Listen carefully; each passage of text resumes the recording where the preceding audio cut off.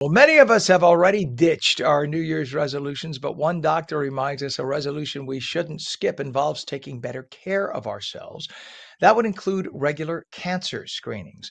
Let's say good morning to Dr. Madhurima Anne, Hematology Oncology Director at Hackensack Meridian Ocean University Medical Center. Good morning, Dr. Anne. Hopefully, you're staying warm today. Good morning, Ken. Thank you so much for having me today. Absolutely. And doctor, a lot of people start the year with good intentions and they put off routine medical appointments. They would say, I'll do it next week. Well, why are preventative cancer screenings so important, even if somebody feels healthy? So, this is very important. Cancer screening is one of the most important ways that we can stay healthy this coming year. They not only help us detect cancer at very early stages where they can be treated and removed and cured, but some of these screening tests can actually detect cancer. So it's a way of preventing cancer. For example, colonoscopies can find precancerous polyps, which can then be removed during the procedure. So it's just, I can't emphasize enough how important these screening tests are. And so some of those key screens, you mentioned colonoscopy, is so important. I have a friend, and I speak just personal experience, who is a nurse. And she was so busy taking care of everybody else, she ignored her own colorectal symptoms, and she just passed in the last 6 months of Oh, colorectal that's cancer. terrible. Right. And you think she's a medical professional, but she had other people in her family and friends she was caring for, and she put herself last.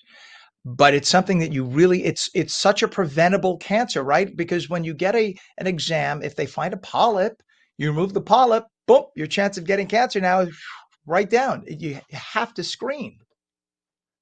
It's very true. And I hear this story quite a bit. Mothers who are taking care of their children or just busy with work and life, and they just never got around to getting that mammogram. But same thing, you catch these tumors very early. Sometimes you can catch them with a precancerous lesion, which again can be removed. So, and I think the specifically colonoscopy, as you brought up, sometimes it's not something that everybody feels that they can grasp. It's just a big procedure, anesthesia. So it's not just a colonoscopy. There are other alternatives. And I think it's very important for people to discuss these things with their doctors, express their fears, so then they can find the right screening test for them. Mhm. And for those who feel, I don't have a day to take off or whatever, I mean, at the very least, talk to your doctor. I mean, certain people are eligible for Cologuard. I know, or if you are highly susceptible, you should probably talk to your doctor about the full colonoscopy. But something as simple as Cologuard, easy to do. Collect a sample, send it in, see what happens. But there are all sorts of ways of dealing with that, right? Just don't ignore it, because ignoring it, putting your head in the sand, you're just begging for trouble. And we know tobacco and Absolutely. alcohol use, right? We know tobacco and alcohol use are also major risk factors. But one thing I know a lot of people don't talk about is marijuana use. People who smoke marijuana drag deeply. They don't have filters on the marijuana. Why is it that we talk about and rightfully so, the dangers of smoking tobacco, the dangers of drinking alcohol, but I have not heard one person or one study about dragging marijuana smoke into our lungs, and they're all potentially cancer causing and carcinogenic. Absolutely. I think anytime you are exposing your lungs to this type of chemicals, there is a risk of cancer, there's risk of lung disease. It's just that I don't think we have the data to make recommendations specifically for marijuana use. For cigarette smoking use, there are recommendations for yearly low dose CT screening tests, CAT scans basically. But you are correct. As of now, we don't have a guideline, to recommend, routine screening for patients who have significant marijuana use history.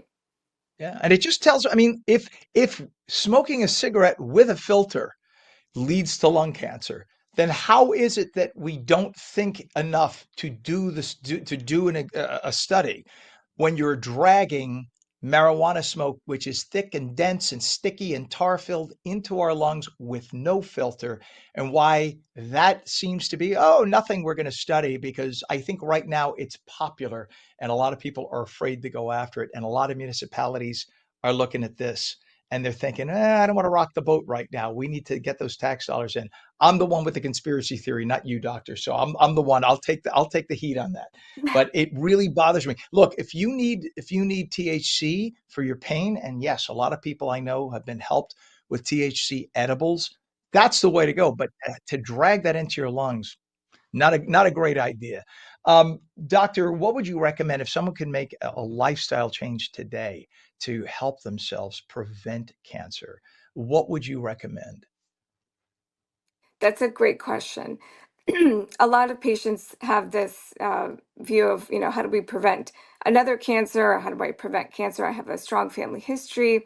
And I think, along with the screening test that we have, daily exercise, weight reduction, just basically the basics, eating a good, varied diet, sleeping, all of the things that we know we should be doing and are probably on everyone's New Year's resolution list as it is.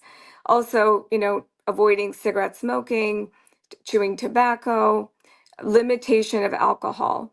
That's been something that has come out more recently, that really no amount of alcohol is really safe. Mhm. Again, everything in moderation, but the less is more. Yeah, I saw a study that showed that alcohol is more toxic than nicotine, and yet it's the acceptable drug that we have in society, right? And you think lung. I didn't realize years ago that lung cancer is linked to alcohol consumption, because the fumes that come up burn the insides of your lungs, and that scars the lung tissue, and that could lead to cancer. I mean, people don't think about that. It's just a glass of wine. Alcohol's not good, right? We want to try to avoid if at all possible. We loved having you on. Dr. Madhurima Anne, Hematology Oncology Director at Hackensack Meridian Ocean University Medical Center. We appreciate you. Get your cancer screenings. Thank you for coming on this morning. We appreciate it, Doctor. Thank you so much.